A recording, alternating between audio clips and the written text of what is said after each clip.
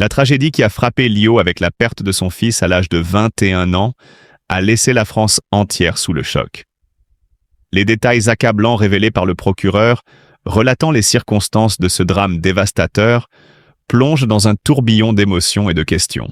Ce tragique événement, survenu dans des circonstances encore floues, a bouleversé non seulement la famille de la chanteuse emblématique, mais aussi ses nombreux fans à travers le monde. Le procureur a mentionné des éléments qui choquent et déstabilisent. Selon les premières informations, la cause du décès pourrait être liée à une série de malheurs personnels accumulés. Un enchaînement d'événements malheureux qui ont fini par précipiter la tragédie. Le jeune homme, en proie à des difficultés invisibles, semblait avoir porté un lourd fardeau, un poids qu'il n'a pas pu supporter. Des témoignages troublants évoquant des signes de désespoir avant son décès, ajoutant une lourde ombre à cette histoire déjà tragique. Ce drame laisse aussi place à une réflexion plus profonde sur les blessures invisibles des jeunes générations. Les blessures émotionnelles, parfois bien cachées sous une apparence de normalité, peuvent être fatales. Lio, une mère brisée, n'a pas pu échapper à l'immensité de la douleur de perdre son enfant. Et alors que le mystère du décès se dévoile peu à peu à travers les enquêtes, le cœur des proches de la victime et de ceux qui l'ont connue se serre. Les déclarations du procureur, en dévoilant des aspects encore plus sombres de l'histoire, laissent présager que cette tragédie n'est que la pointe de l'iceberg. Le monde entier se pose désormais des questions. Pourquoi une vie si jeune a-t-elle été fauchée de manière si brutale ? Cette affaire, à la fois complexe et bouleversante, marque un tournant dans la réflexion collective sur les enjeux de la santé mentale et du bien-être des jeunes adultes dans un monde de plus en plus pressurisé. Ce dimanche 2 mars, une tragédie indescriptible a frappé la famille de Lio, la célèbre chanteuse belge. À l'âge de 21 ans, son fils cadet, Diego, a mis fin à ses jours dans des circonstances dramatiques et incompréhensibles. L'annonce de sa mort a laissé un vide immense dans le cœur de tous ceux qui l'ont connu. La douleur de cette perte est trop intense pour être exprimée par des mots, et encore moins par une simple chronique. Diego, dans un état de crise psychologique, a pris la décision tragique de s'ôter la vie, après avoir disparu sans laisser de traces. Son corps a été retrouvé non loin de l'aéroport Charles de Gaulle, aux côtés d'un bidon d'essence. D'après une source policière citée par Le Figaro, l'endroit où son corps a été retrouvé ne fournit pas d'éléments suffisants pour expliquer les raisons de son geste désespéré.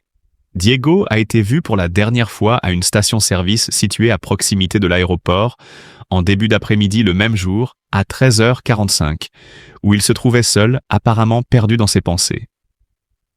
Une source proche de la famille, sa sœur Esmeralda, a partagé avec émotion ses derniers souvenirs de lui, soulignant la fragilité de son esprit à ce moment-là.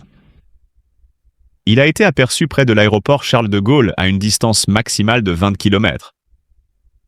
Personne n'a su exactement ce qu'il traversait dans sa tête, mais ce que nous savons, c'est qu'il a été vu à ce moment-là dans un état de détresse, a-t-elle déclaré.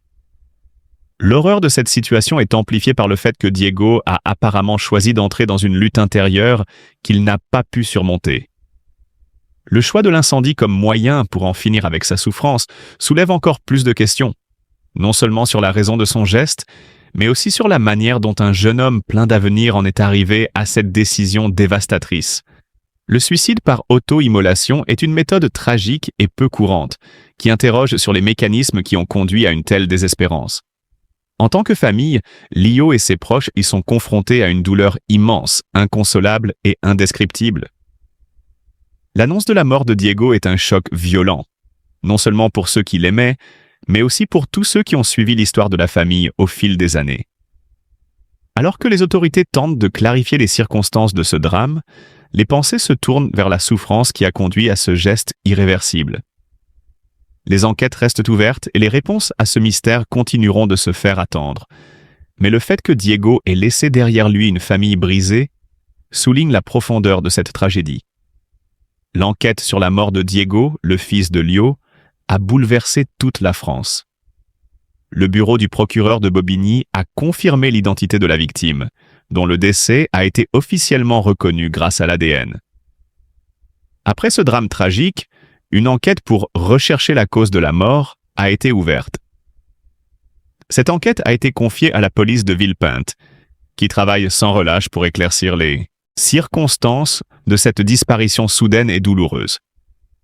Lio, la célèbre chanteuse et icône des années 80, a mis un certain temps avant de sortir de son silence, mais elle a finalement exprimé sa douleur à travers un message poignant sur son compte Instagram. Dans une de ses stories, elle a partagé une photo d'elle-même, se transformant en Madonna, les yeux noyés de larmes. Un hommage discret à la fois à son fils et à sa propre vulnérabilité face à cette perte incommensurable. L'image de Lio, transformée mais brisée, reflétait parfaitement l'émotion qui dévastait son cœur.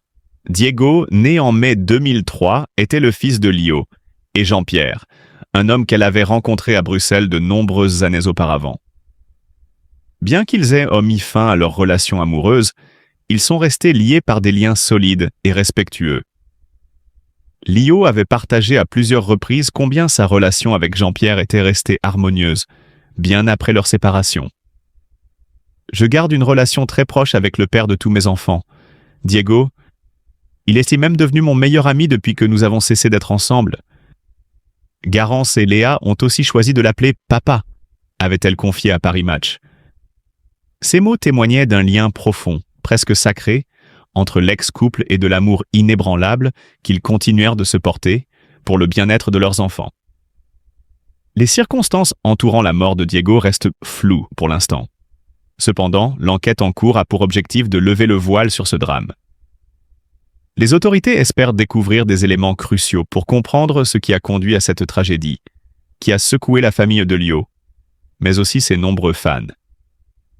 La perte d'un enfant est une épreuve inimaginable, et Lio, même dans sa douleur la plus profonde, continue de faire face avec une dignité et une force qui forcent l'admiration. À travers ses réseaux sociaux, elle partage un peu de son chagrin, mais aussi de son courage face à l'adversité. Dans cette période sombre, Lio et sa famille se soutiennent mutuellement, cherchant à surmonter cette épreuve. Malgré le vide laissé par la disparition de Diego, l'amour et le soutien de ceux qui l'entourent demeurent une source de réconfort.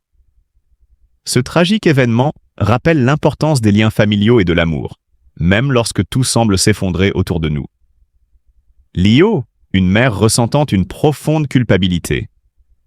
Très proche de ses 6 enfants, Lio a toujours vécu avec un sentiment de culpabilité pesant sur ses épaules. Elle se sentait accablée par le fardeau d'avoir dû traverser des périodes de violence domestique, un lourd héritage qu'elle aurait voulu éviter pour ses enfants. Dans un entretien sincère avec le magazine Gala, elle confie son désespoir, un mal-être qu'elle n'a pu dissimuler.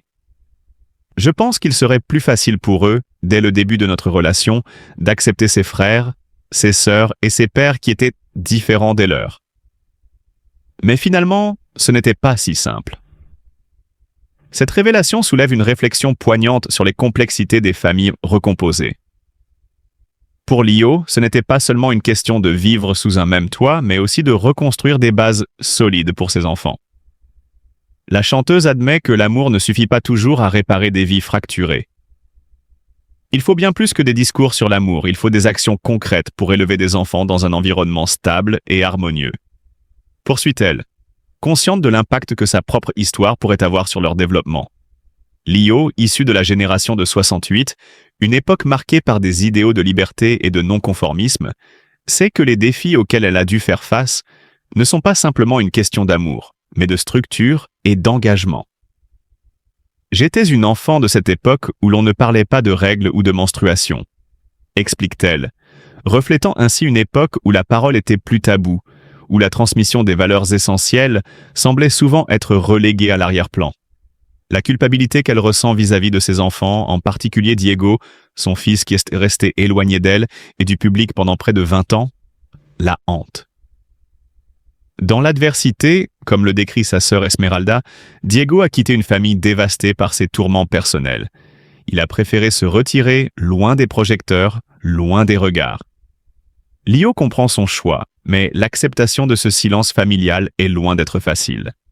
La douleur de voir son fils se perdre dans un monde qui ne lui offrait ni réponse ni réconfort est une épreuve qu'elle porte comme une cicatrice. Lio, une femme courageuse, dévouée à ses enfants mais marquée par ses propres erreurs, est un exemple poignant de la complexité des liens familiaux. Elle incarne cette mère qui, malgré ses failles, fait de son mieux pour élever ses enfants dans l'amour et l'espoir, même si parfois ses efforts semblent insuffisants face aux... Je pense au CAFPB, Commission académique de formation, d'accès, non, de commission académique des formations post-bac, excusez-moi, les CREFOP, les services publics régionaux de l'orientation, même la notion de bassin d'éducation sur les territoires, bref, un ensemble de structures de pilotage qui existent déjà, et comment on en vient, comment on articule avec nos projets, nos PIA qui viennent un peu, je ne sais pas s'ils viennent par-dessus, mais ils viennent en tout cas à côté. Et donc, pour essayer de questionner cela, si Emmanuel en est d'accord, est-ce qu'on peut voir du côté de la Lorraine et Reims, comment on a envisagé